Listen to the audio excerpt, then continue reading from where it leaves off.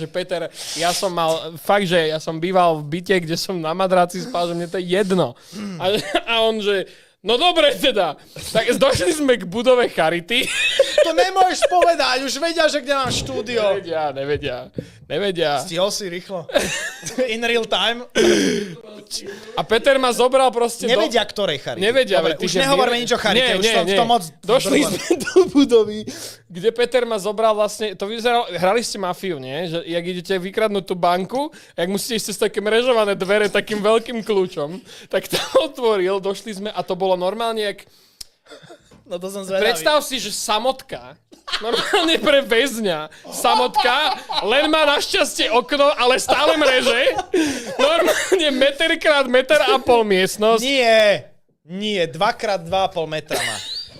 Prepáč? 7 metrov štvorcových má. No. Podľa zmluvy nájomnej. No, z čoho vlastne 4 metre štvorcové má stôl. Áno, a ja nepotrebujem viac. No, ale ja iba chcem povedať, lebo to je motivačné teraz. Pozor, Peter, ja to prekrutím. Dobre, prekrúť to, prosím. Sú peniaze, áno. Aha. To není chat. Čiže chat plebs sa nemôže furt. pýtať? Plebs sa nemôže Môže, pýtať. ja toto vidím, áno, ale okay. to väčšinou ja sa ich spýtam, keď chceme... Ale samozrejme tí, čo... Klasika. Áno, tak to robíš aj ty. Áno. Simon, 2 Aha, 50 eur pre Petra je tam. Ako dopadol... Nie, to je otázka pre Petra. Ako dopadol ten projekt? Nie, to je 50 eur pre Petra. Nie, to tak není. Tak ne... To je otázka dobre, pre Petra. Dobre, tak neodpoviem. Pre Petra. Projekt z Yes Theory, zaujímavá Áno, vec. Poznáme Yes Theory? Áno. No. Mali prísť do Košic natáčať rómsku, lebo C-word, rómsku svadbu. Som rád, že sa poučil v procese podcastu. Rómsku svadbu mali prísť natáčať Yes Theory, mali všetko vybavené, už mali hotel v Košiciach. A ja som tam mal byť ako taký hlavný prekladateľ a logistika, všetko som vybavil. A vybavil som vlastne aj ženicha a nevestu a týždeň pred svadbou ženich zomrel. Čo ti jebe? Nie. Volal sa Aladár. Ale už je to vlastne veľká časť AI a neviem, či aj BT mu nerobí AI. A dokonca sa mi zdá, že je proste nejaký interpret, inak aj na OnlyFans už sa to používa, že vytvoríš AI čajku a paseš ju na OnlyFans a takto má typek 10 čajočiek, ktoré sú vlastne AI a robí mu to, že nepričetné peniaze. Ale viem, že AI sa robia normálne, že albumy, ktoré sú na Spotify a to má normálne streamy. Si zober, že si vytvoril niečo v kompe, sedíš na piči, chodia ti z toho. Napísané, že môže byť použitá AI k tomu, aby mohla byť nominovaná nejaká skladba alebo album, ale celkovo, že to celé vytvorilo AI with no human authorship, proste to sa nemôže. Je to strašidelné, ale tak je to zase, lebo to nemáme to tak pochopiť, lebo nevieme, aký to má potenciál, ale ja si myslím, že sa stane to, že keď budeš mať napríklad reštaurácie, kde máš hlavne robotov, hej, dajme tomu, tak to sa stane mainstream jak blázen a bude to proste ten cheap dining a potom budeš mať tú ľudskú reštauráciu, čo bude drahé ako kokot. Matkovci, že otvorí si pivo po robote, vypičuje na politiku, zbije deti a ide spať. Ja som to nechcel povedať, ale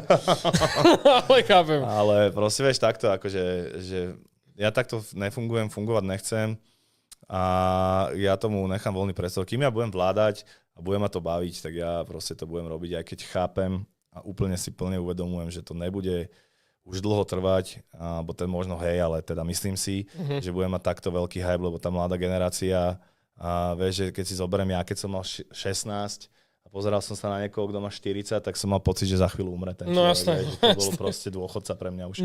Takže to, že sa tak nechovám, to, že tak nepôsobím, určite pomáha v tom, že tá tvorba proste je stále najpočúvanejšia u nás, ale je to proste pre interpreta hrozné zadozučinenie, že toľko rokov sa to drží a proste neprestáva to a ja som si veľakrát myslel, že každý ďalší album už nemôže hitnúť väčšie streamy ako ten predošlý, lebo už OG rozjebal, že strašné číslo. Ideálne je, volá sa to Bufo Alvarius, to je druh žaby, s kokotmi sa tu pretekám.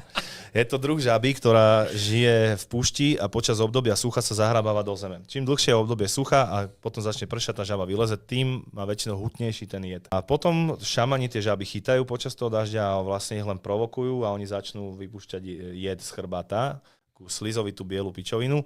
Ono sa to stiera a dáva sa to sušiť, kryštalizovať. Z toho potom vykryštalizujú normálne tvrdé, suché kryštály a tie sa cez sklenenú fajku fajčia. Je to najsilnejší halucinogen na svete, volá sa to 5-DMT A je to vlastne, vie to vytvárať aj mozog človeka, väčšinou sa to deje pri vysokostresových situáciách, pri spánku alebo pred smrťou. Preto majú ľudia aj také tie vizualizácie, keď umierajú a tunely a veci, tak to za toto môže DMT. Okay. A je to vlastne halucinogén, že keď sme to porovnali, ja neviem, s LSD, tak LSD je, keby si pozeral cez kľúčovú dierku do nejakej úplne inej reality a toto je, keď niekto tie dvere vykopne a hodí ťa tam. Používa sa to tisíce rokov, nie na zábavu, nie na, že poďme sa zdrogovať, ale je to reálne akože psychohygiena, spracovanie starých nejakých bolestí v tebe a vstúpenie si tak nejak do seba, aby si spracoval nejaké staré rany. Ja som napríklad na vlastné oči videl pani, ktorá bola na vozíku kvôli nejakému mentálnemu bloku, že mala tak zaseknutú mentalitu, že ona proste ostala na vozíku, museli ju krmiť, umývať, proste všetky tieto veci. A videl som ju po ceremoniáli odísť po vlastných. Takže ja som bol 4-krát, vždy po 2. A mne to akože veľmi pomohlo v spracovaní svojich starých vecí, lebo ja som akože nepekné detstvo celkom, čo sa týka nejakých zážitkov a to si proste v sebe nesieš, aj keď máš pocit, že to máš spracované, ale niekde vzadu to tam proste stále sedí a ono to z teba vytiahne a prežiješ to ako keby znova a zažiješ ako keby mentálnu smrť. Pri smrti sa telo akože zbavuje tých nánosov všetkých, ktoré v sebe má, lebo človek vlastne odchádza vtedy čistý a táto mentálna smrť vlastne spôsobuje to, že ty spustíš svoje nejaké. A výšková choroba prebieha 3 rôznymi spôsobmi, že buď dostaneš strašné tlaky a točaky do hlavy a máš hrozné migrény a je to akože fakt na piču, že strácaš stabilitu. Potom môžeš dostať vlastne žalúdočnú, že proste sereš vodičku. Ja to vravel Peter, že mali, no. Tam. No a to sa vlastne tak odvodní, že nemáš silu pokračovať, to mám ja dnes napríklad. Ale tá tretia je asi najhoršia, to je plúcna embolia. A ty vlastne dostaneš akoby infarkt plúc, že sa ti môže spraviť tromba a v podstate alebo zavodniť ti plúca tak, že sa vlastne utopíš. Jediná možnosť, ako výškovke zabrániť je, že sklesáš minimálne o 400 výškových metrov, čo je buď vrtuľníkom, ktorý v noci určite nepôjde, keď to chytíš v noci, alebo na somárovi, ktorý tiež v noci má píči spí. Čiže ty si vlastne celú noc v kokote a ty do rána môžeš umrieť reálne. Mňa chytila tá hlavová, že som mal fakt, že nepríjemnú akože migrénu a jebol som do ChatGPT, že čo mám robiť. A normálne čau ma zachránil, že mi jebol, že musím piť veľa zázvorového čaju, veľmi silného a jesť cesnakové polievky, lebo že to znižuje tlak. Okay. A jebol som si, že 3 litre zázvoraku, ale takého, že že som mal tak vyštípané hrdlo, že som nevedel chvíľu, ja sa rozprávať. Dal som si cesnačku a za hodinu som bol dobrý. Takže keby ste išli niekedy do basecampu, tak zázvor, cesnak, ale musí to byť, že strong shit. Look. No, povedia proste len look a že to bude proste, že napíšeš nejaké body, ktoré chceš, aby boli vytvorené v scenári, vypluje ti proste AI scenár, potom ti vypluje monológy, dialógy a všetky tieto veci a nakoniec zadaš, kto chceš, aby čo hral, ktorú postavu a on ti podľa mňa vypluje film. A to sa podľa mňa bude diať s grafikmi, s fotografmi, so scenaristami, s hercami, s umelcami, však neviem, či nebol aj nominovaný nejaký AI album na Grammy.